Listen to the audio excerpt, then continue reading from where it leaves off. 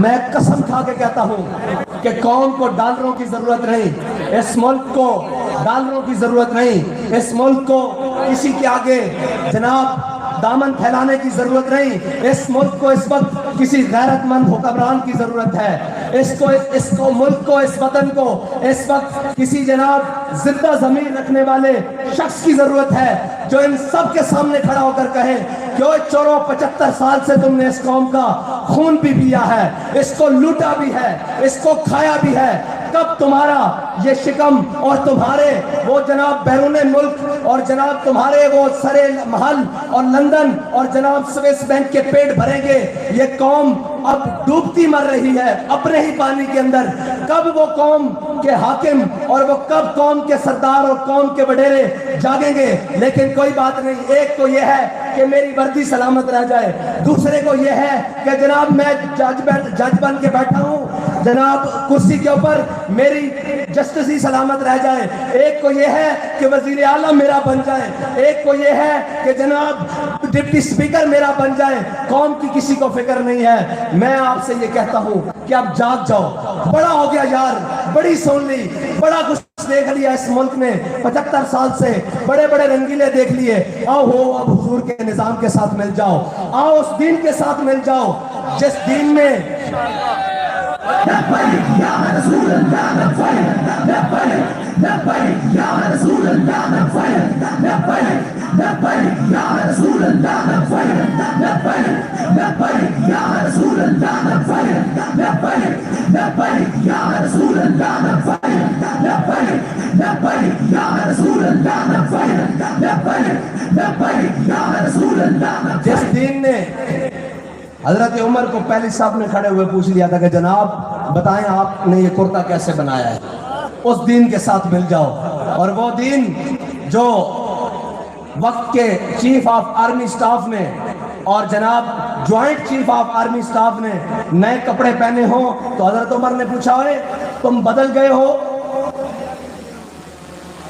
پتہ ہے بیت المقدس کے موقع پر جب حضرت فاروق اعظم تشریف لے کر گئے تو آگے سے حضرت خالد بن ولید اور حضرت ابو عبیدہ بن جراح تشریف لائے، تو انہوں نے دیکھا کہ انہوں نے نئے کپڑے پہنے ہوئے ہیں اور جناب نئی قبائیں اوپر اور نیا لباس پہنا ہوا ہے، تو حضرت فاروق اعظم نے کیا فرمایا؟ انہوں نے کہا کہ جناب جناب امیر المومنین آپ بھی کپڑے تبدیل کر لیں۔ آگے بڑے بڑے رؤساء امراء اور بڑے بڑے جناب ان کے قبیلوں کے سردار کھڑے ہیں، بڑے بڑے لوگ کھڑے ہیں، وہ دیکھ کر کیا کہیں گے کہ امیر المومنین کے کپڑے ایسے ہیں، مسلمانوں کے حاکم کے کپڑے ایسے ہیں، مسلمانوں کے خلیفہ کے کپڑے ایسے ہیں۔ تو حضرت عمر نے کیا فرمایا تھا؟ انا کنا اذل قوم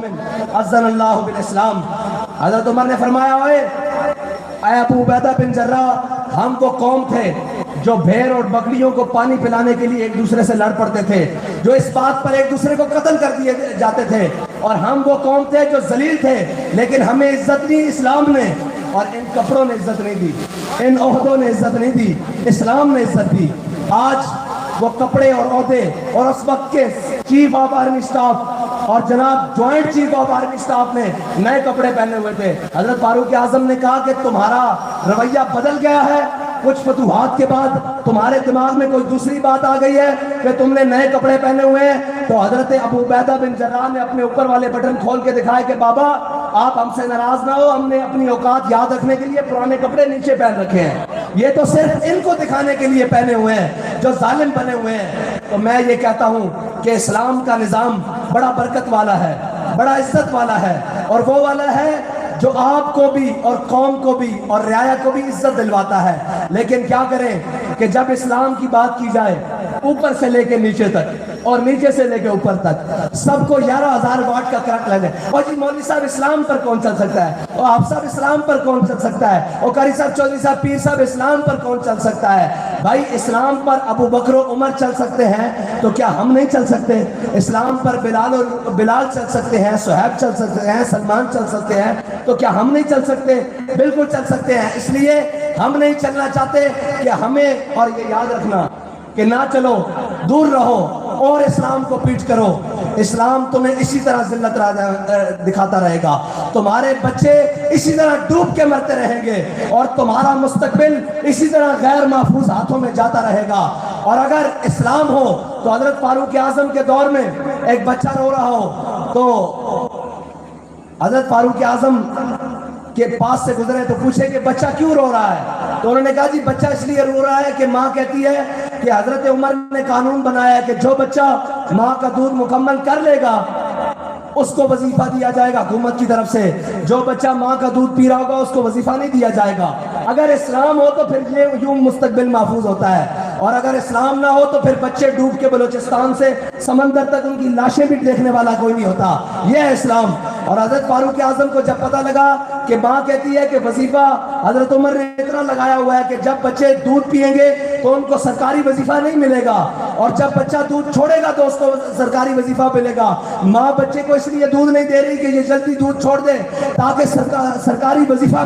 مل سکے۔ تو حضرت عمر کے کانوں میں جب یہ بات پہنچی تو حضرت عمر نے اسی وقت لا کے اپنے جناب نائب کو قاصد کو بلایا اور بلا کے فرمایا کہ ابھی فرمان جاری کرو، جو بھی عمر کی رعایا میں بچہ پیدا ہوگا اس کا ابھی سے وظیفہ جاری کیا جائے گا۔ اگر اسلام ہو تو وہ آپ کے مستقبل کو ایسے محفوظ کرتا ہے، اور اگر اسلام نہ ہو تو پھر آپ کی بیٹیاں کبھی جناب ادھر اور کبھی ادھر کھلے آسمان کے نیچے روتی رہتی ہیں، اور رونا بھی چاہیے ان کو پتہ ہونا چاہیے اوپر ڈرامے باز بیٹھے ہوئے ہیں، اوپر کوئی فاروق اعظم کا غلام نہیں بیٹھا ہوا۔ ان کو رونا بھی چاہیے کہ اوپر ایک رنگیلا خان بیٹھا ہوا ہے جس کو